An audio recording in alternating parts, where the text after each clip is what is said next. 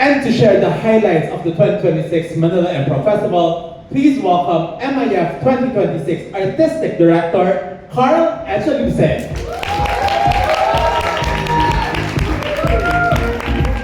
Maraming salamat, Ansis. Thank you, Irv, for the wonderful speech. I do agree that improv is actually a very human, improv over AI, tama?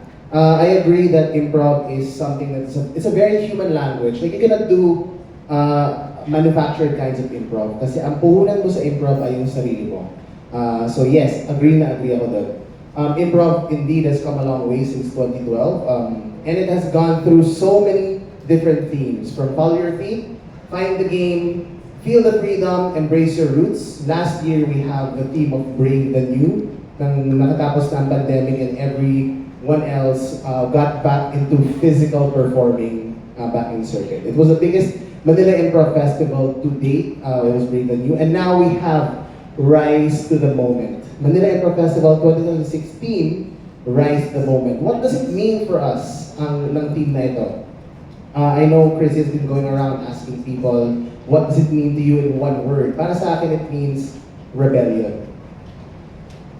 Because Rise to the Moment, each and every one of us has stories to tell. Especially in this geopolitical climate right now, na ang daming nangyayari dito sa mundo ito, it's very important for people, especially improvisers, to tell their own stories.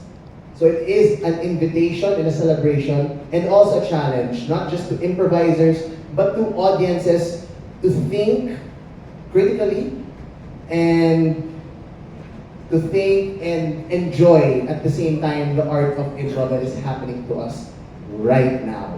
So, for this year's Manila Improv Festival 2026, it's the biggest Manila Improv Festival to date. We have 44 different improv groups, 3 special acts, a bunch of workshops. We have 35 workshops, 3 discussions across 19 different countries. We have Philippines, Singapore, Vietnam, Canada, China, Norway, Sweden, even SWANA countries, SWANA regions. We have delegates from the UAE and Egypt.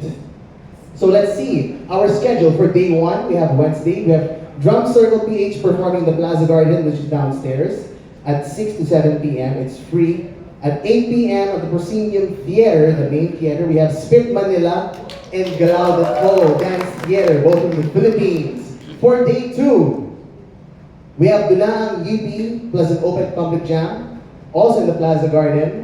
For Black Box at 8 p.m. we have Landry Summers from the US, Herring and Chopsticks International. I believe this is Swedish, people from Sweden, Norway, some from the Philippines. We have Sprigatic Improv, one of the Philippines' best musical improv groups, and the Joyriders from Australia at the Black Box at the Proscenium Theater. For day 3, we have a spoken word plus poetry and then improv, spoken word poetry and improv workshop, the 7-star Sendol, also in the Plaza Garden at Proscenium Theater. Philo Talk Australia, Rainbow Connection, an international group composed of LGBTQ++ people. Noted with thanks, Housekeeping Improv from the Philippines will be performing at the Black Box at the Proscenium Theater.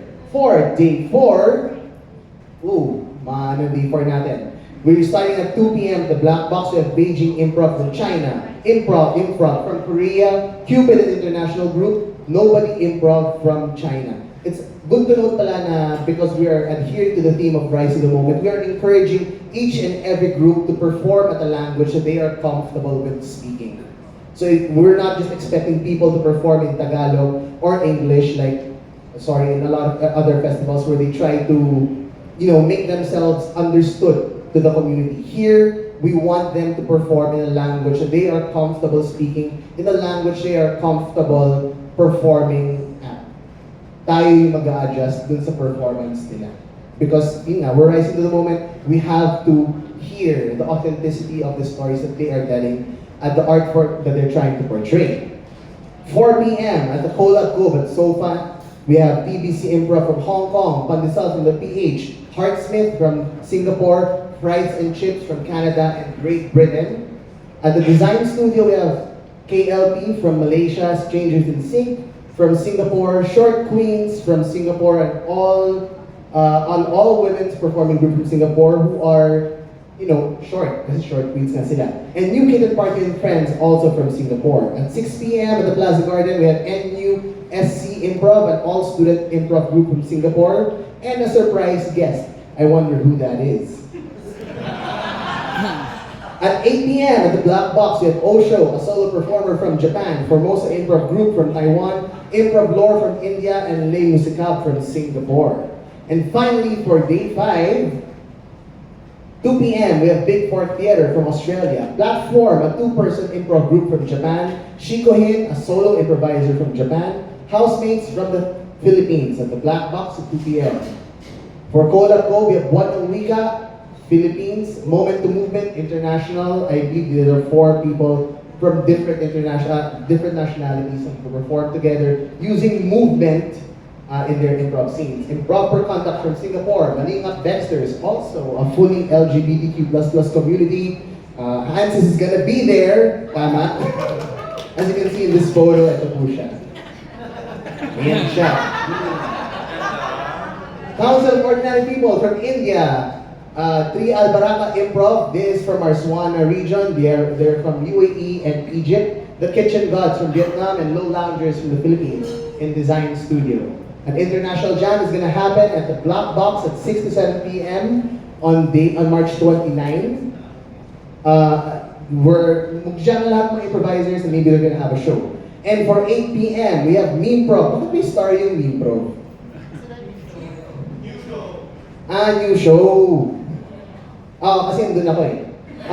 So Guts Improv Theater, Atom, Chinese Duo, A to C, Aaron and Zaris are going to be there also. And of course, Improv, which is me, somewhere here.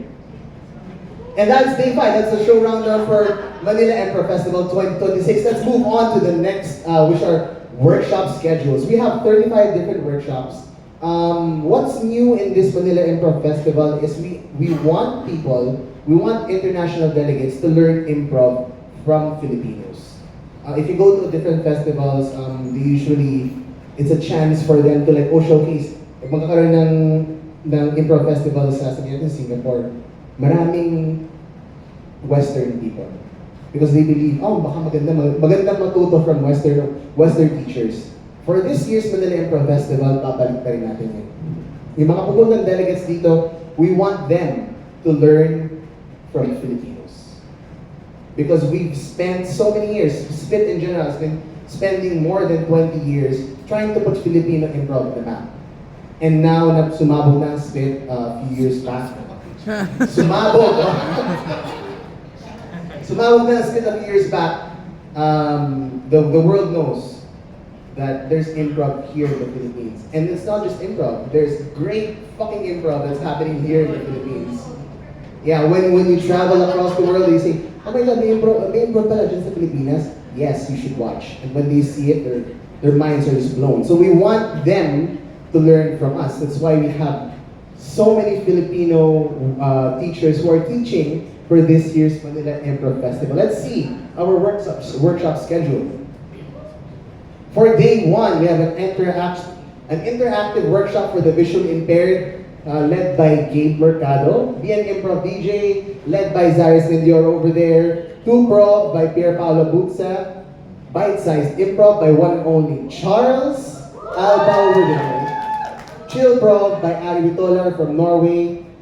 LGBT Characters for Everyone by Stephen Davidson from the United Kingdom. Into to Improv by Gene Fishwick for advanced improvisers. For day 2, we have Ding Dong, Death is at the Door by the one and only Ding Dong Rosales of Spit Manila. It's gonna be a 2-part improv workshop.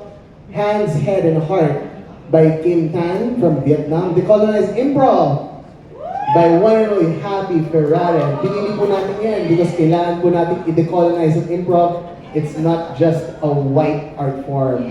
It's an all-colored art form. 360 Staging Master, activating all the space on stage by Achu Jam from China. Bold Choice, Do Action from Helena Jam. I Object by Tim Yo. Global Voices, Improvised Stories for Everyone by Ahmed Achai from Egypt. Kurosawa Improv, Making Strong Moment and Scene by Osho. Get Into Trouble, Fall in Love by Chris Mead from the UK. Improvising Intimacy by Missy Maramara from the Philippines. How to play sexy characters when you have the dexterity of a baby giraffe by Pammy Tan from Singapore. Sustaining Story and Character by Sean Lally from the USA. More People, No Problems by Ari Toller. Third Culture Characters by Diana Lee. Ding Dong There Is at the Door, Part 2 by Ding Dong. Pachatandra by Arjun Mehra from India. For day 4, Say Less, Body More by DJ Rabulida, who's going to be performing on day 1 of Manila Improv Festival. Meisner for Improv by Missy Maramara. Subtext, Improvising Between the Lines by Vinnie Francois from Canada. Using Power and Status and Scenes, also by Gabe Mercado from the Philippines. Get Into Trouble, Fall in Love by Chris Mead from the United Kingdom. Tangent Lines by Miguel Armero from Spain. Subtext, Improvising Between the Lines, a repeat workshop by Vinnie Francois. Improvising an Amant Story. Divine Drama and BDE, Big Divine Energy by Pammy Tan. Improvised Minions by Yuan Liu from Sweden and China. A repeat workshop by Ari, More People, No Problems. Dali the Lions from Elka Reid from the USA. And again, Meister for Improv by Missy Maramara. So yan po ang ating rundown for Manila Improv Festival 2026. Again, we have 35 workshops and 44 different improv groups across, for 15 slots across the 5 days. Yes! So yun po ang ating Manila Improv Festival, Rise to the Moment. What else to say except I hope you all can support all art forms that are happening right now at the Manila Improv Festival. Thank you very much. Thank you so much, Carl. Thank you.